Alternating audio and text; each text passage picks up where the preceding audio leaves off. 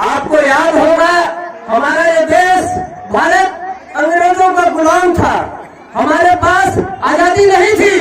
हमारे देश के लाखों स्वतंत्रता सेनानियों ने अपने प्राणों की आहुति देकर हमारे देश के माताओं ने बहनों ने अपनी मांग की सिंदूर को मिटाया है, तब जाकर कहीं हमें आजादी नसीब हुई है। तो इस विषय पर मैं ज्यादा गहराई में नहीं जाऊंगा, 26 जनवरी पर बोलूंगा। जब देश को आजादी मिली 15 अगस्त 1947 का वो खुशनसीब दिन था जब हमारे देश का अपना ध्वज लाल किला के प्राचीर से फहराया गया।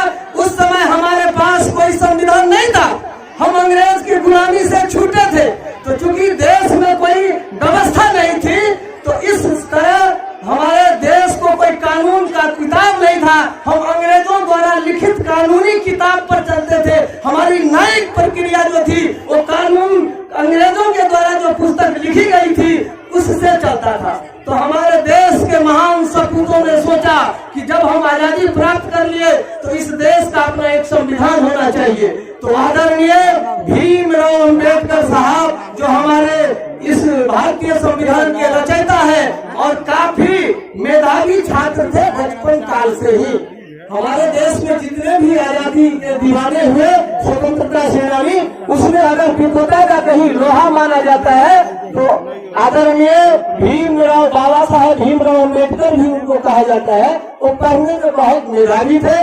उनको भारतीय संविधान लिखने का गौरव प्राप्त हुआ। जब भारतीय संविधान लिखने का उसको दिया गया दायित्व तो 2 वर्ष 11 महीना और 18 दिन लगा है भारतीय संविधान की रचना करने में। तब जाकर 26 जनवरी 1950 ईस्वी का वो दिन है जब भारतीय संविधान को लागू किया गया और भारत के प्रथम राष्ट्रपति हमारे बिहार के सपूत देश रत्न की उपाधि से सम्मानित परम श्रद्धेय आदरणीय डॉक्टर राजेंद्र प्रसाद के द्वारा हमारे भारतीय संविधान को आज के दिन लागू किया गया। और उस संविधान के तहत आज तक हम और आप उसको निर्वहन करते आए हैं। और इसी संविधान के द्वारा हमारा प्रथम जो है चुनाव लोकसभा का चुनाव जो है 1952 में हुआ। तब तक हमारे देश में कोई प्रतिनिधि नहीं था, आंतरिक सरकार थी। स्वतंत्रता सेनानी के द्वारा जो देश को आजादी दिलाई गई तो उसमें एक कमेटी बना, उसमें सर्वसम्मति से प्रधानमंत्री के रूप में डॉक्टर पंडित जवाहरलाल नेहरू का नाम आया। वह प्रधानमंत्री बने। लौह पुरुष सरदार वल्लभ भाई पटेल गृह मंत्री बने। स्वतंत्रता सेनानी रहे और गरीबों के नेता उस समय के लाल बहादुर शास्त्री जी रेल मंत्री का प्रभार उनको दिया गया। कानून मंत्री के रूप में अभी हम नाम ले रहे थे भीमराव अम्बेडकर साहब, जो उस समय में जो व्यक्ति थे उन लोगों ने देश को चलाया। और पहली बार 1952 में जब देश में स्वतंत्र भारत में पहली बार चुनाव हुआ आम सभा का, उसमें कांग्रेस उस समय प्रचंड बहुमत से जीती और तब विधिवत पंडित जवाहरलाल नेहरू प्रधानमंत्री बने और अन्य लोग दूसरे पदों को सुशोभित किया। तो ये हमारे 26 जनवरी मनाने का जो दिन है, हमारे पास अपना कोई कानूनी किताब नहीं था। आजादी प्राप्त होने के बाद भीमराव अम्बेडकर साहब 2 वर्ष 11 महीना और 18 दिन के अधिक परिश्रम के बाद भारतीय संविधान को तैयार किया और 26 जनवरी 1950 को देश रत्न डॉक्टर राजेंद्र प्रसाद जो हमारे देश के प्रथम राष्ट्रपति रहे और बिहार में उनका जन्मभूमि जीरादेई जिला में रहा है, जीरादेई जिला में रहा है, वहाँ से वो आते थे। तो इस बिहार की धरती को यह गौरव प्राप्त है कि पहली बार देश को राष्ट्रपति देने का सौभाग्य हमारे इस धरती को प्राप्त हुआ है।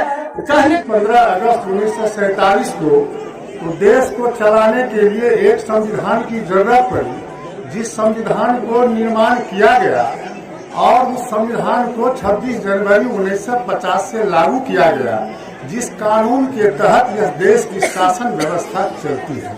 अब सवाल उठता है, एक बहुत बड़ी बात, नारा बहुत लगा, बातें बहुत है, लेकिन एक बात समझने की कोशिश कीजिए, उस जमाने में भी एक दलित का बच्चा डॉक्टर भीमराव अंबेडकर साहब, जिसको मैं भगवान मानता हूँ, आप लोग भी उसको भगवान माने, जिन्होंने संविधान की रचना की और हमको वह संविधान हमारे हाथों में दिया, जिसके तहत अभी हम जिंदा हैं।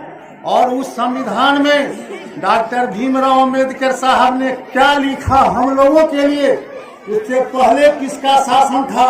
अंग्रेज कौन थे? अंग्रेज तो नाम के लिए इंग्लैंड के थे, लेकिन उसमें भी हमारे मनुवादी लोग जो थे, जिसको उच्च वर्ण के लोग कहते हैं, मैं सीना ठोक करके कहना चाहता हूँ, वो अभी उसके शासन प्रभाव में थे, जो कि हम लोगों पर शासन करता था।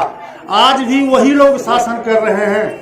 भीमराव अंबेडकर ने 85% रिजर्वेशन की बात की थी भारतीय संविधान में। जवाहरलाल नेहरू ने उस पर कैप लगा दिया जो 50% से ज्यादा नहीं बढ़ेगा। 15% आरक्षण दलितों को जनसंख्या के मुताबिक दी गई। 7.5% आरक्षण आदिवासियों को जनसंख्या के मुताबिक दी गई और कैप के मुताबिक 27% आरक्षण रहा, जिसकी लड़ाई हम लोगों ने लड़ा तो बीपी सिंह की सरकार में हमको 27% आरक्षण मिली। लेकिन आज के जमाने में उस आरक्षण पर भी खतरा है। इसीलिए शोषितों, दलितों, पिछड़ों, अल्पसंख्यकों, अति पिछड़ों, तुमको संविधान में बाबा भीमराव अंबेडकर जी ने जो अधिकार दिया है, उसकी लड़ाई तुमको अभी भी लड़नी है।